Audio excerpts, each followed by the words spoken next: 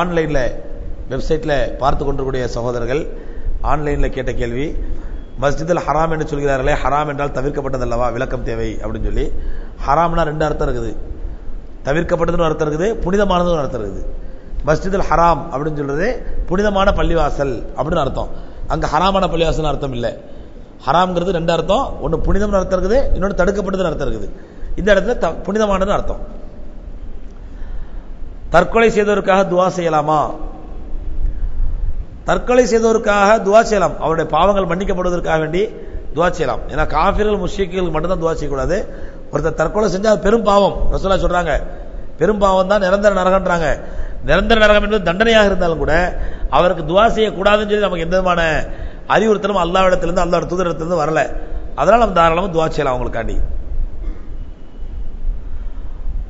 குவைத்திலிருந்து ஒரு சகோதரர் கேட்கறாங்க, can you please tell us about இமாம் மெஹதி. இமாம் மெஹதியை பத்தி ஏற்கனவே சொல்லிருப்பேன் நினைக்கிறேன் பழைய ரமதான்கள்ல. இருந்தாலும் இன்ஷால்லா ப்ரிப்பேர் பண்ணி சொல்றேன், பார்த்து சொல்றேன். மஹதி அலைஹிஸ்ஸலாம் எப்படி, அவங்களுடைய அடையாளங்கள் என்ன, எப்படி வருவாங்க. ஏன்னா இன்னைக்கு ஆளாளுக்கு நான் தான் மஹதி நான் தான் மஹதிங்கிறாங்க. இந்த காதியானின்னு ஒரு குரூப் இருக்கா பாருங்க, வீணா போன குரூப், காஃபிரான குரூப். அவங்க என்ன சொல்றாங்க, தங்களுடைய அந்த வழிகட்ட மிர்சா குலாம் அஹமது காதியானிய அவர் தான் எங்க மஹதி அலைஹிஸ்ஸலாம் அப்படிங்கிறாங்க. சோ அப்ப அந்த மஹதினா யாரு, அவங்க எப்போ வருவாங்கன்னு தெரிஞ்சுக்க வேண்டிய நம்முடைய கடமை. அந்த அடிப்படையில் இன்ஷா அல்லாஹ் ஒரு நாளைக்கு இந்த மஹதி அலைஹிஸ்ஸலாம் அவர்களை பற்றி விரிவான விளக்கம் சொல்றேன். அடுத்த சகோதரர் கேட்டிருக்காரு, பெண்கள் போராட்டங்களில் கலந்து கொள்ளலாமா?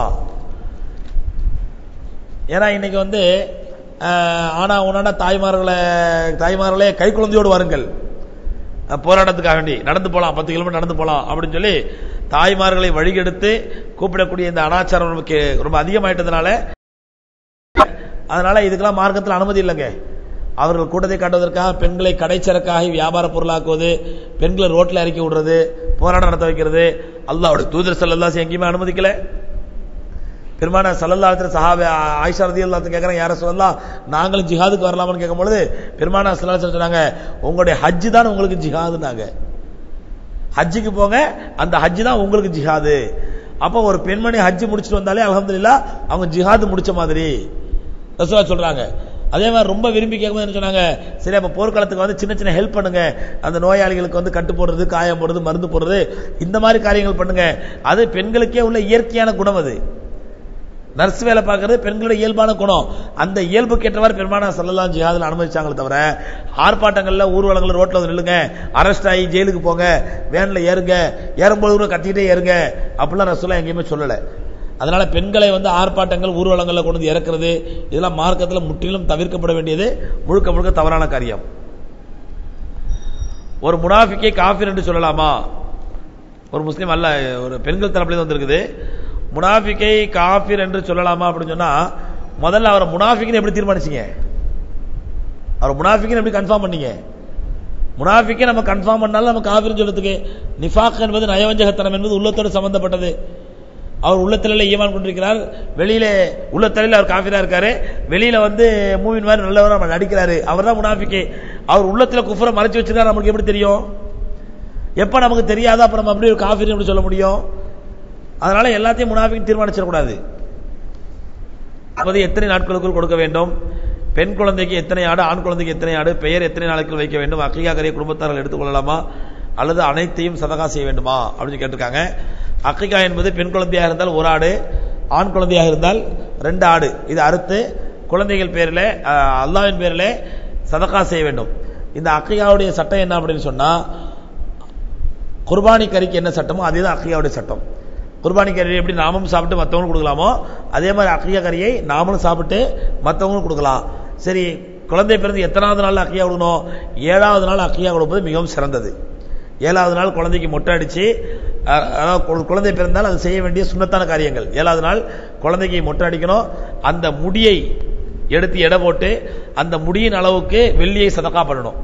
முடி எடை போட்டால் ஒரு 3 கிராம் 4 கிராம் வரும். அப்ப இன்னைக்கு வெள்ளி எவ்வளோ, ஒரு 25 ரூபான்னு சொன்னா ஒரு 3 கிராம் 75 ரூபா சதகா பண்ணிடணும். அதே மாதிரி குழந்தைக்கு நல்ல பேர் வைக்கணும். 7வது நாள்ல அக்கீகாவும் கொடுக்க வேண்டும். இதுதான் குழந்தை பிறந்தால் செய்ய வேண்டிய சுன்னத்தான காரியங்கள். ஆண் குழந்தையா இருந்தால் 2 ஆடு இருக்கணும், பெண் குழந்தையா இருந்தால் 1 ஆடு இருக்கணும். இல்ல 7வது நாள்ல செய்ய முடியல சார், ஆண் குழந்தையா இருந்தா 7வது நாள் ஹத்னாவும் பண்ணிடணும். ஹத்னாவும் 7வது நாள் பண்ணியா சுன்னத்து. இல்ல ஏழால செய்ய முடியல, ஹாஸ்பிட்டல் இருந்துச்சு கொண்டு வசதி இல்ல வாய்ப்பு இல்லை அப்படின்னு சொன்னா எப்ப வாய்ப்பு கிடையாது உடனே குழந்தை பருவத்திலேயே இது எல்லாத்தையும் செஞ்சிடணும். ஒருத்தர் 10 வயசு 12 வயசு ஆகிற வரைக்கும் கத்னா செய்யாம காத்துட்டு இருப்பாங்க. சில பேர் முடியா இருக்காம காத்துட்டு இருப்பாங்க. எதுக்கு சொன்னா அந்த முடிய நான் குழந்தை பிறந்தா மொய்தீன் ஆண்டவங்களுக்கு நேர்ந்திருந்தேன், நாகூர் ஆண்டவங்களுக்கு நேர்ந்திருந்தேன், அங்க போய் தான் மொட்டை அடிக்கணும், அதுக்காண்டி முடியே இறக்காமலாம் வச்சிருப்பாங்க. இதெல்லாம் பெரிய தப்பு, ஷிர்கான காரியங்கள். குழந்தை பிறந்த உடனே குழந்தை பருவத்திலேயே முடி இறக்கணும், முதல் முடி இறக்கணும், குழந்தை பருவத்திலேயே அக்கியா கொடுத்துடணும். அன்னைக்கு ஒருத்தர் கேட்டாரு, 45 வயசு இருக்கும், அதுல எங்க அத்தா எனக்கு அக்கியா கொடுக்கலையா, இப்ப எனக்கு நானே கொடுத்துக்கலாமா? அக்கிகா என்பது குழந்தை பருவத்தில் கொடுக்க வேண்டியது. இவர் 45, இவர் குழந்தைக்கு அக்கியா கொடுக்க வேண்டிய பருவத்தில் ஏன் தனக்கு அக்கியா கொடுக்கலாம்னு யோசிச்சுட்டு உட்காந்துருக்கிறாரு. ரெண்டாவது அக்கிகா என்பது சுன்னத், வாஜிபோ ஃபர்தோ அல்ல. அதனால வாய்ப்பு இருந்தா கொடுக்கலாம், வாய்ப்பு இல்லாம மிஸ் ஆயிடுச்சு தவறிட்டோம் அதை கலாச்சிங்கிற அளவுக்குலாம் அவசியம் கிடையாது.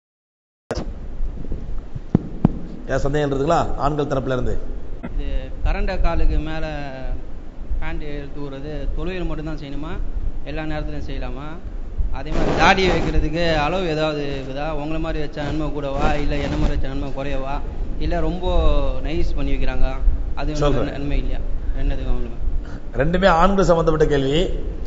கரண்டை காலுக்கு மேல டிரெஸ் அணிவது அவசியமா, இல்ல கரண்டை காலுக்கு கீழே அணியலாமா அப்படின்னு முதல் கேள்வி கேட்கிறாங்க. பெருமானார் ஸல்லல்லாஹு அலைஹி சொல்றாங்க, மா அஸ்ஃபல மினல் கஅபைன் ஃபஹுவ ஃபின்னார், கரண்டை காலுக்கு கீழே இறங்கிய ஆடை நரகத்தின் ஆடை அப்படின்னாங்க. இன்னொரு ஹதீஸ்ல வருது, 3 விதமான மக்களை அல்லாஹ் ரப்பல் ஆலமீன் நாளை மறுமையிலே லா யன்துரு இலைஹிம் வலா யுஸக்கிஹிம், அவர்களை ஏறெடுத்து பார்க்க மாட்டான், அவர்களை பரிசுத்தப்படுத்த மாட்டான். அதுல ஒருத்தர் யார் அப்படின்னு சொன்னா கரண்டை காலுக்கு கீழே ஆடை அணியக்கூடியவர் அப்படின்னாங்க. அப்ப கரண்டை காலுக்கு கீழே ஆடை அணிவது அவ்வளவு பெரிய பாவம், நரகத்தினுடைய ஆடைன்றாங்க. ஆனா இன்னைக்கு நம்ம பல பேர் அது ஒரு பொருட்டாவே எடுத்துக்கிறது இல்லைங்க. கரண்டை காலுக்கு கீழே ரோட்டை பெருகிட்டு போறத ஒரு பெரிய பொருட்டாவே நினைக்கிறது கிடையாது, அதுதான் ஃபேஷன் நினைக்கிறோம். ஆனா அதே நேரத்தில் பாத்தீங்கன்னா லுங்கி உடுக்கும்போது கரெக்டா கரண்டைக்கு மேல உடுப்பாங்க, லுங்கி உடுக்கும்போது கரெக்டா கரண்டைக்கு மேல உடுப்பாங்க. ஆனா பேண்ட் போட்டா அது கரண்டை கீழே தான் போடணும், அதுதான் பேண்ட், அது கரண்டைக்கு மேல போட்டா முக்கா பேண்ட் ஆயிடும் அப்படின்னு நினைக்கிறோமே, இது பெரிய தவறு.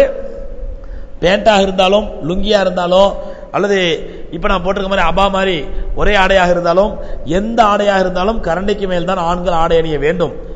தாய்மார்கள் தங்களுடைய கணவன்மார்களை கண்ட்ரோல் பண்ணணும், சொல்லணும், கணவன்மார்கிட்ட சொல்லணும் கரண்டைக்கு மேல ட்ரெஸ் போடுங்க, கரண்டைக்கு மேல ட்ரெஸ் போடாதீங்க, இது நரகத்துடைய ஆடை, இது ஆண்களுக்கு தான் பெண்களுக்கு இல்ல, ரசூலுல்லாஹ் சொல்லியிருக்கிறாங்க அப்படிங்கறத எடுத்து சொல்லி ஆண்கள் கரண்டைக்கு மேல் ஆடை அணிவதை வழமையாக்கி கொள்ள வேண்டும். நீங்க நினைக்கலாம், இல்ல ஹஜ்ரத் நான் ஒரு வேலை செய்யற இடத்துல இல்ல ஒரு இடத்துல கரண்டைக்கு மேல ட்ரெஸ் போட்டா அது எங்களை பார்த்து தப்பா நினைப்பாங்க, இவன் ஒரு தீவிரவாத முஸ்லீமு, இவன் ஒரு என்ன சொல்றது ஒரு அடிப்படை ஃபண்டமெண்டலிஸ்ட் முஸ்லீமு அப்படிலாம் சொல்லுவாங்க அப்படின்னு நினைச்சீங்கன்னா உங்களுடைய ஈமான்ல இன்னும் முழுமை பெறலாம் அர்த்தம். ஏன்னு சொன்னா என்னைக்கு முஸ்லீம் அல்லாதவர்கள் நம்மை பார்த்து இவர் ஒரு தீவிரவாத முஸ்லீம்னு சொல்றானோ அல்ஹம்துலில்லாஹ் நம்முடைய ஈமான் அல்லாஹ்ட்ட கபூல் ஆயிருச்சுன்னு அடையாளம். அன்னைக்குதான் நம்முடைய ஈமான் கபூல் ஆயிடுச்சுன்னு அர்த்தம் அடையாளம். என்னைக்கு நம்மளை பார்த்து இவன் ஒரு ஃபண்டமெண்டலிஸ்ட், இவன் ஒரு அடிப்படைவாத முஸ்லீம், தீவிரப்பட்டுள்ள முஸ்லீம் மற்றவங்க சொல்றாங்களோ அன்னைக்குதான் அல்ஹம்துலில்லாஹ் நம்ம தீவிரமான முஸ்லீமா இருக்கிறோம்னு அர்த்தம். அதனால முஸ்லீம் இஸ்லாத்தை பொறுத்தவரையிலே முஸ்லீம்கள் கரண்டைக்கு மேல தான் ஆடை அணிய வேண்டும். எப்படி தாடி வச்சுட்டு போனா பாயின்னு சொல்றாங்களோ, தொப்பி போட்டு போனா பாயின்னு சொல்றாங்களோ, இதெல்லாம் பாயுடைய அடையாளம் ஆயிப்போச்சோ, அதே மாதிரி கரண்டைக்கு மேல ஆடை அணிவதும் பாயுடைய அடையாளம் என்று அவங்க விளங்கணும். ஏமா இருந்தாலும் முட்டுக்கு மேல கரண்டைக்கு மேல ட்ரெஸ் போட்டுருக்காரு, அவர் பாய்ப்பா அப்படிதான் போடுவாரு.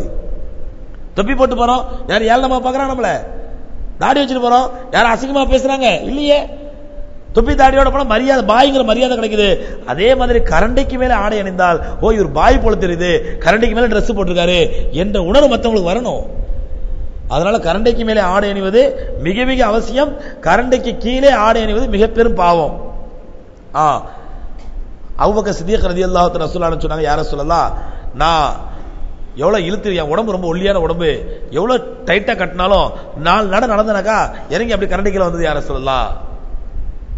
அபூபக்கர் சித்திக் ரலியல்லாஹு தஆலா இந்த கோரிக்கையை பார்த்து பெருமானார் ஸல்லல்லாஹு அலைஹி வஸல்லம் சொன்னாங்க, லஸ்த மினல் ஹுயலா, நீங்கள் பெருமைக்காக அப்படி அணிபவர் அல்ல, அதனால உங்களை அறியாம கீழே வந்துட்டா என்ன இல்ல தப்பு இல்ல அப்படின்னாங்க. இதை வச்சு பாத்தீங்களா அபூபக்கர் ரசூல் அனுமதி கொடுத்தாங்க, அதனால நம்மள என்ன பண்ணாங்க கரண்டிக்கல. அபூபக்கர் ரலியல்லாஹு தஆலா இடுப்பு ஒல்லியான தேகம், இடுப்பு கீழே நல்லா இறுக்கி கட்டியும் அவங்களை அறியாம கீழே இறங்குது, அதனால அனுமதி கொடுத்தாங்க. இங்க ஃபெயிலிட்டு போய் நிக்கும் போதே அதர் அவர் உத்தார பாய் இன்னும் நல்லா கொஞ்சம் இறக்குங்க கீழே, ஐயே இன்னும் நல்லா இறக்கு. அப்ப இதை போய் அபூபக்கரோட கம்பேர் பண்ண முடியுமா? அதனால கரண்டைக்கு கீழே ஆடை அணிவது பெரும்பாவம், நரகத்திலே ஆடை ரசூல் சொல்றாங்க. அதனால கரண்டை கீழே ஆடை அணிய கூடாது. அடுத்து தாடி கேட்டாங்க. தாடி இன்னைக்கு பல வகை இருக்குது. பிரெஞ்சு பேர்டு, அரபு பேர்டு, இது இங்கிலீஷ்ல சொல்ற வார்த்தை. நம்ம தமிழ்ல நாங்களாம் பாமரர்கள், பாமரத்தனமா சொல்லுவோம். அப்படின்னு சொன்னா கசகசா தாடி, சேமியா தாடி. இந்த கசகசா தாடி, சேமியா தாடி, இதுல சில பேர் அன்டச் ஷேவ் பண்ணுவான். ஆனா பண்ணும் பொழுதே அந்த ஷேவிங் மிஷின் தோல்ல படாது. அப்படியே அது என்ன 1ஆம் நம்பரா 2ஆம் நம்பரா, அது ஏதோ அந்த நம்பர் போட்டு மிஷின் போட்டு பண்ணா அன்டச் ஷேவ். ஆனா தாடி வச்சிருப்பாரு, தாடி வைக்காத மாதிரி இருக்கும். தாடி இருக்குன்னு சொல்லுவாரு, அது இல்லாத மாதிரி இருக்கும். நம்ம கிட்ட போய் லென்ஸ் வச்சு சுத்து பார்த்தா இருக்கு தாடி இருக்குது. இதெல்லாம் என்னங்க தாடி? சில ஊர்ல பாத்தீங்கன்னா இத ஃபுல்லா ஷேவ் பண்ணிட்டு இங்க மட்டும் வச்சிருக்கான். இது மட்டும் என்னங்கடா ஆட்டுக்கு தாடி மாதிரியா? நீங்க சொல்லக்கூடாது. அதை இங்க மட்டும் தாடி வச்சிருக்காங்க. என்ன கேட்டா பிரெஞ்சு பேடம். பிரெஞ்சுக்காரன் இப்படி தான் தாடி வைப்பானா, பிரெஞ்சு பேடு. சில பேர் இந்த தாடி, இது சவுதி பேடு, அரபு பேடு, அரபுக்காரன் இப்படி தான் வைப்பானா. ஆக இது எதுவுமே ரசூலுல்லாஹ்வுடைய தாடி அல்ல, பெருமானா ஸல்லல்லாஹு அலைஹி கற்றுக் கொடுத்த தாடி அல்ல. சகோதரர் கேட்டாரு, உங்க தாடி மாதிரி வச்சா நன்மை அதிகமா? ஏன் தாடி மாதிரி வச்சாலும் நன்மை கிடையாது. ஏன் தாடி மாதிரி வச்சாலும் நன்மை கிடையாது. ரசூலுல்லாஹி ஸல்லல்லாஹு அலைஹி சொல்லி தந்த முறைப்படி வைங்க, அது நன்மை. நபி ஸல்லல்லாஹு அலைஹி எப்படி வச்சாங்க? ஹதீஸ்ல வருது, ஷமாயில் திருமதியில வருது. ரசூலுல்லாஹி ஸல்லல்லாஹு அலைஹி அங்க அவயங்களை பற்றி சொல்லும் பொழுது கசீசுல் லஹ்யா, கசீசுல் லஹ்யான்னு சொன்னா கையை இப்படி விட்டு கோதி கழுவ முடியாது, அதுதான் கசீஸ்ன்னு சொல்லுவாங்க. கசீஸ் சொன்னா ஒது செய்யும்போது இப்படி கையை விட்டுன்னு வச்சுங்க, கோதி கழுவ முடியாது, அப்படி இருக்கணும் தாடி. அதான் ரசூலுல்லாஹி வச்சிருந்தாங்க. இன்னொரு ஹதீஸ்ல வருது, ஆண்களுக்கு இந்த தொண்டையில ஆடம்ஸ் ஆப்பிள்ங்குவாங்க, தொண்டை முடிச்சிருக்குதுல்ல, தொண்டை முடிச்சு பொம்பளைங்களுக்கு ஆம்பளை மட்டும் தான் இருக்கும். அது அதான் இங்கிலீஷ்காரங்க எப்படி சொன்னா ஆடம்ஸ் ஆப்பிள், அதாவது ஆதம் அலைஹிஸ்ஸலாம் ஆப்பிள் சாப்பிடும் பொழுது அது தொண்டையில மாட்டிக்கிச்சான். அதனால ஆண்களுக்கு மட்டும் இந்த ஆடம்ஸ் ஆப்பிள் இருக்குது. அரபில நம்ம தமிழ்ல தொண்டை முடிச்சுங்குவாங்க. ஹதீஸ்கள்ல வருது, பெருமானா ஸல்லல்லாஹு அலைஹி வஸல்லம் அவர்களோடு நாங்கள் பேசிக் கொண்டிருந்தால் அவர்களுடைய தொண்டை முடிச்சை நாங்கள் பார்க்க முடியாது, தொண்டை முடிச்சை நாங்கள் பார்க்க முடியாது. அப்படின்னா என்ன அர்த்தம்? ரசூலா கசகசா தேடியா சாமியா தேடியா வைக்கல. பெரிய தாடி வச்சாதான் தொண்டை முடி தெரியாது. கசகசா தாடினா தொண்டை முடி தெரியுமா தெரியாதா? சேமியா தாடினா தொண்டை முடி தெரியுமா தெரியாதா? அப்ப ரசூலுல்லாஹி ஸல்லல்லாஹு அலைஹி தொண்டை முடிச்சை மறைக்கும் அளவுக்கு அவங்களுடைய தாடி இருந்திருக்குது. இன்னொரு ஹதீஸ்ல வருது, பெருமானா ஸல்லல்லாஹு பல ஹதீஸ்களை சொல்றாங்க, கஸ்ஸு ஷாரிப் வ யஹ்ஃபாஉல் லஹ்யா. யஹ்ஃபாஉல் லஹ்யா, கஸ்ஸு ஷாரிப்னா மீசை கத்தரிப்பது, யஹ்ஃபாஉல் லஹ்யானா தாடியை வளர்ப்பது, தாடியை கத்தரிப்பதல்ல. கத்தரிப்பது ரசூலுல்லாஹி கஸ்ஸுல் லஹ்யான்னு சொல்லிருப்பாங்க, தாடியை கத்தரிக்கன்னு சொல்லிருப்பாங்க. தாடியை ரசூலுல்லாஹி ஸல்லல்லாஹு அலைஹி வஸல்லம் ட்ரிம் பண்ணவே சொல்லல. அழகுபடுத்துங்க, சாமியார் மாதிரி அப்படியே பங்கர குறையா இருக்காதீங்க, அழகுபடுத்துங்க, தாடிகளை பெருசா வைங்க, மீசையை எவ்வளவு கத்தரிக்க முடியுமோ அவ்வளவு கத்தரிங்க. அன்டச் ஷேவ் பின்டச் ஷேவ்லாம் மீசைக்கு போடுங்க, அதான் பெருமானா ஸல்லல்லாஹு அலைஹி சுன்னத்து. தாடி என்பது பெரிதாகத்தான் வைத்தாக வேண்டும். இது பெருமானா ஸல்லல்லாஹு அலைஹி வஸல்லம் வழமையான சுன்னத்து. அது மட்டுமல்ல, ரசூலுல்லாஹி சொன்னாங்க ஃபித்ராங்கறாங்க, சுன்னத்துல் ஃபித்ரா, இயற்கையான சுன்னத்து. எப்படி அல்லாஹ் ரப்பல் ஆலமீன் ஒவ்வொரு ஆண் இனத்துக்கும் ஒவ்வொரு மிருகங்கள்லயுமே ஆண் இனத்துக்கு ஒரு ஸ்பெஷாலிட்டி கொடுத்துருமா. ஆண் மயிலுக்கு தோகை இருக்கும், அதே மாதிரி ஆண் சிங்கத்துக்கு தான் பெடரி இருக்கும், அதே மாதிரி ஆண் யானைக்கு தந்தை இருக்கும், கோழியில ஆண் இனத்துக்கு சேவலத்துக்கு தான் கொண்டை இருக்கும். இதெல்லாம் ஆண் இனத்துக்கு உள்ளது. அதே மாதிரி அல்லாஹ் ரப்பல் ஆலமீன் மனிதர்களில் ஆண் இனத்துக்கு அல்லாஹ் கொடுத்த பெரிய கம்பீரம் தான் தாடி என்பது. ஒரு காளமாட்டை பிடிச்சி திமில வெட்டிட்டு பாருங்க, அது எவ்வளவு அழகா இருக்குதுண்டு. சிங்கத்தை பிடிச்சி பெடரி அறுத்துட்டு பாருங்க, அது எப்படி இருக்குதுண்டு. ஒரு மயிலை பிடிச்சி தொகையை வெட்டிட்டு பாருங்க, அது எப்படி இருக்குண்டு. சேவலை பிடிச்சி கொண்டையை அறுத்துட்டு பாருங்க, அது எப்படி இருக்குதுண்டு. அப்ப அதாவது அந்தந்த ஆண் இனத்துக்கு ரப்பல் ஆலமீன் அழகா கொடுத்தது. அதே மாதிரி தான் ஒரு ஆண்மகன் தாடியை சேவ் பண்ணுவானேனால், தாடியை சிறைப்பானையனால் அவன் பிடரியை செதுக்கிய சிங்கத்தை போன்றவன். பிடரி இல்லாட்டா அது என்ன சிங்கங்க? பெண் சிங்கம். நண்பர் ஒருத்தர் தாடி வச்சு திடீர்னு சேவ் பண்ணிட்டு வந்தாரு, இப்பதாங்க சிங்கம் மாதிரி இருக்குதுங்க. ஆனா என்ன டிஃபரெண்டாக்கா, கொஞ்சம் பெண் சிங்கம் மாதிரி இருக்குது அப்படின்னு. அப்ப தாடி எடுப்பது என்பது பெண் சிங்கத்துக்கு அடையாளம். அதனால எல்லா இனத்திலும் எல்லா மிருக ஜாதியிலும் அல்லாஹ் ரப்பல் ஆலமீன் ஆண் இனத்திற்கு ஒரு அனுமதி, ஒரு அடையாளத்தை கொடுத்திருப்பதை போன்று ஆம்பளைங்க மனித இனத்திலே அல்லாஹ் கொடுத்த அடையாளம் தான் தாடி என்பது. அதுவும் பெருமானா ஸல்லல்லாஹு அலைஹி வஸல்லம் அழகான முறையில் பெருசா வைக்க சொல்லியிருக்கிறாங்க. அந்த அடிப்படையில் தாடியை பெருசாகத்தான் வச்சாக வேண்டும். இதுக்கு ஒரு இன்னொரு பெரிய ஆதாரத்தில் இருக்கிறது இருந்தா ஹஜ்ரத் உமர் இப்னு கத்தாப் ரலியல்லாஹு தஆலா அன்ஹு ஹஜ் செய்யும் பொழுது ஹஜ்ஜியை மொட்டை அடிச்சிட்டு அந்த நாவிதன் கேட்கறான், அபூதாவுதுல பதிவு செய்யப்பட்ட ஹதீஸ், அந்த நாவிதன் கேட்கறான் முடிய தாடியை கட் பண்ணுமாண்டு. அப்ப உமர் ரலியல்லாஹு என்ன பண்றாங்க, தங்களுடைய கைப்பிடி அப்படி பிடிச்சிக்கிட்டு அதுக்கு கீழே உள்ளது வெட்டு அப்படிங்கிறாங்க. அப்ப மினிமம் தாடி எப்படி இருக்கணும், ஒரு புடி அளவாது இருக்கணும். ஆனா நம்மளுக்கு தாடி ஒரு புடிங்கிறது இப்படி புரிஞ்சுக்கிட்டாங்க, இப்படி புரிஞ்சுக்கிட்டாங்க ஒரு புடிங்கிறத. ஆனா இப்படி பிடிச்சா கூட நிக்காது, வலிக்கிட்டு ஓடிடும். அதனால இதெல்லாம் தாடி ஆகாதுங்க. தாடி என்பது முழுமையாக வைக்க. இங்க கேளுங்க. அஸ்ஸலாமு அலைக்கும். தஹஜ்ஜுத் இரவோட கடைசி பகுதியில் தொழணும்னு இருக்கு. அது ஏதாவது நேரம் அளவு இருக்கா? சஹர் வரைக்கும் தொழலாமா? அப்புறம் வித்ரு இப்போ தொழுதுட்டேன், தஹஜ்ஜுத் அப்புறம் தொழணுமா? நல்ல கேள்வி. தஹஜ்ஜுத் தொழுகை, இரவு தொழுகை என்பது இதோட முடிச்சிருவோம், டைம் ஆயிடுச்சு, நாளைக்கு வச்சுக்கலாம் இன்ஷா அல்லாஹ்.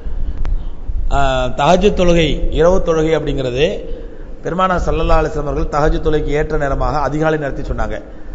அதிகாலை நேரங்கிறது இரவை சூரியன் மறைஞ்சதிலிருந்து ஃபஜ்ர் வரை அந்த இரவு நேரத்தை 6 பங்கா போட்டு அதனுடைய கடைசி பங்கு தான் தஹஜ்ஜுத்துக்கு ஏற்ற நேரம்.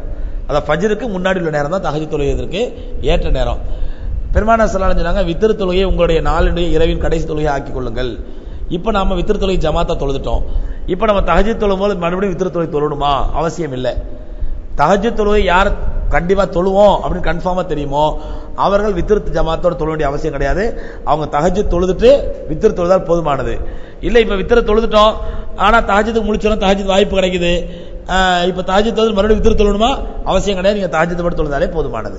இதான் தஹஜ்ஜுத் தொழுகை சட்டம். ஏற்ற நேரம் என்ன? ஃபஜ்ர் பாங்குக்கு, அதாவது சுபு சாதிக்கு முன்னாடி உள்ள நேரம், அதாவது இரவினுடைய கடைசி 6வது பகுதி, அதான் தஹஜ்ஜுத்துக்கு ஏற்ற நேரம். அல்லாஹ் ரப்பல் ஆலமீன் எந்த விஷயங்களை பேசணுமோ எந்த விஷயங்களை கேட்டோமோ அதன்படி அமல்சியோட தௌஃபீக் தந்தல்வானாக. சுப்ஹானல்லாஹி வபிஹம்திஹி சுப்ஹானக்கல்லாஹும்ம வபிஹம்திக அஷ்ஹது அல்லா இலாஹா இல்லா அன்த